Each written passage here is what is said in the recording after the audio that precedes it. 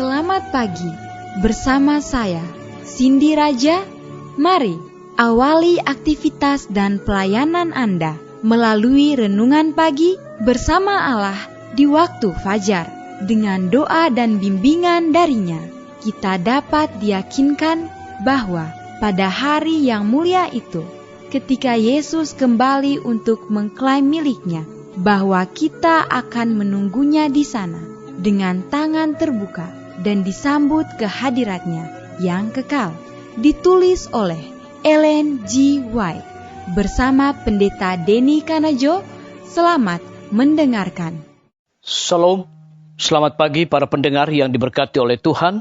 Dimanapun Anda berada saat ini, kita akan sama-sama mendengarkan firman Tuhan melalui audio renungan pagi pada tanggal 28 September 2022 dengan judul Pengabdian Samuel.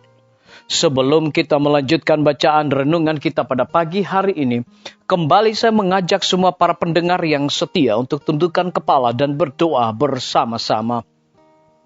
Bapa kami yang bersemayan di dalam takhta kerajaan sorga, terima kasih Tuhan Yesus, karena kasih dan rahmat Tuhan begitu besar bagi kehidupan kami, lebih khusus panjang malam di dalam pembaringan kami. Hingga tiba di pagi hari ini kami dibangunkan dengan tubuh sehat dan segar. Sebelum kami melakukan segala tugas pelayanan pekerjaan kami sepanjang hari ini, kami rindu Tuhan untuk belajar mendengarkan firman Tuhan. Curahkanlah kepada masing-masing kami kuasa Roh Kudus-Mu. Terima kasih Tuhan Yesus, ampuni kami Bapa, karena kami sudah berdoa hanya di dalam nama Tuhan dan Juru Selamat kami. Amin. Ayat inti kita terambil di dalam 1 Samuel 2 ayat yang ke-26. Demikian firman Tuhan. Tetapi Samuel yang muda itu semakin besar dan semakin disukai, baik di hadapan Tuhan maupun di hadapan manusia. Mari kita ikuti penjelasannya. Sekalipun masa muda Samuel dijalaninya di bait suci yang ditabiskan untuk perbaktian kepada Allah, ia tidaklah bebas dari pengaruh-pengaruh jahat ataupun contoh-contoh hidup yang keji. Anak-anak lelaki Eli tidak takut akan Allah ataupun menghormati ayah mereka. Tetapi Samuel tidak bersahabat dengan mereka ataupun mengikuti jalan mereka yang jahat. Usahanya yang senantiasa ialah untuk menjadi apa yang dikehendaki Allah. Ini adalah kesempatan bagi setiap orang muda. Allah merasa senang bila mana anak-anak sekalipun menyerahkan diri mereka kepada pekerjaannya. Samuel telah ditempatkan di bawah pengawasan Eli, dan keindahan tabiatnya membangkitkan kasih yang hangat. Dari imam yang sudah tua itu, ia manis budi, murah hati, penurut dan bersikap hormat. Eli merasa sedih oleh karena penyelewengan anak-anaknya, telah mendapat kelegaan dan penghiburan dan berkat di dalam kehadiran anak asuhannya itu. Samuel bersifat penolong dan berbelas kasihan, dan tidak pernah ada ayah yang mengasihi anaknya lebih dalam daripada Eli terhadap anak ini. Suatu hal yang langka bahwa di antara seorang pemimpin dari satu bangsa terjalin satu kasih yang begitu hangat dengan seorang anak muda yang sederhana. Apabila penderitaan-penderitaan masa tua datang kepada Eli, dan ia dipenuhi oleh kecemasan dan penyesalan oleh tindakan-tindakan penyelewengan anak-anaknya, ia telah berpaling kepada Samuel untuk memperoleh penghiburan. Sekalipun masih muda, pada waktu dibawa kepada tugas pelayanan di dalam bait suci, Samuel pada saat itu mempunyai tugas untuk dilaksanakan di dalam pelayanannya kepada Allah, sesuai dengan kesanggupannya. Pada mulanya, semua tugas itu merupakan sesuatu yang sederhana saja dan tidak selalu menyenangkan. Tetapi semuanya itu dilaksanakan dengan sebaik-baiknya, menurut kemampuannya, dan dengan hati yang sukarela. Agamanya dibawa ke dalam setiap tugas dalam hidupnya. Ia menganggap dirinya sebagai seorang hamba Allah dan pekerjaannya sebagai pekerjaan Allah.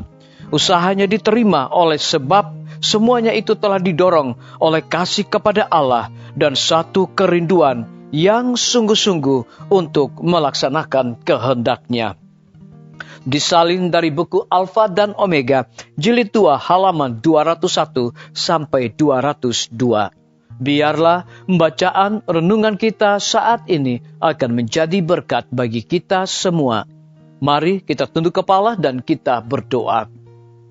Bapa kami yang bersemayam di dalam takhta kerajaan sorga, terima kasih Tuhan Yesus oleh karena kebenaran firman-Mu di pagi hari ini, memberikan satu pengalaman rohani daripada Samuel. Sekalipun masa muda Samuel dijalaninya di bait suci yang ditabiskan untuk perbaktian kepada Allah, ia tidaklah bebas dari pengaruh-pengaruh jahat ataupun contoh-contoh hidup yang keji. Terpujilah nama Tuhan.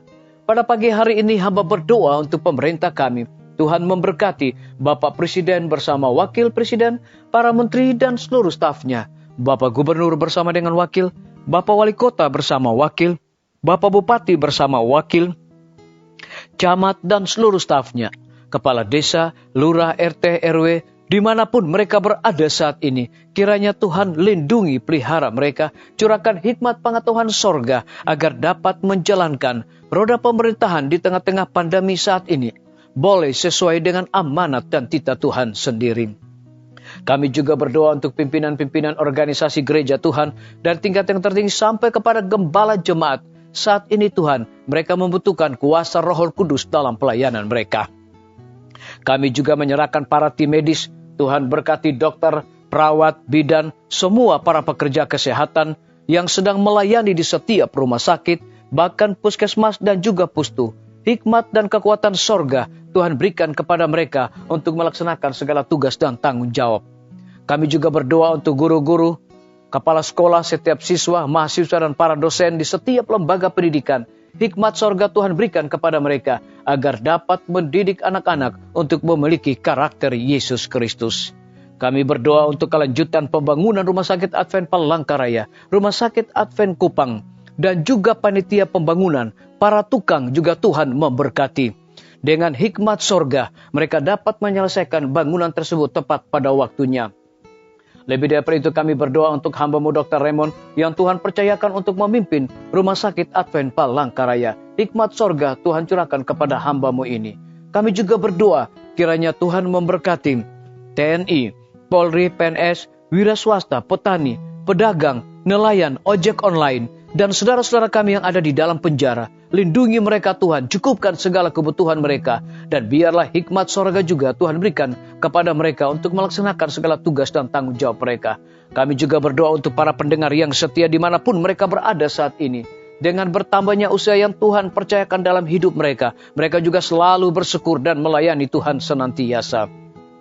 Yang berada di dalam kebimbangan ketidakpastian hidup, Tuhan berikan iman yang teguh untuk mereka terus berharap, bersandar hanya kepada Tuhan Yesus. Terima kasih Bapa yang baik, ampuni kami Tuhan, karena kami sudah berdoa hanya di dalam nama Tuhan dan Juru Selamat kami. Amin. Sampai jumpa, Tuhan Yesus memberkati kita semua.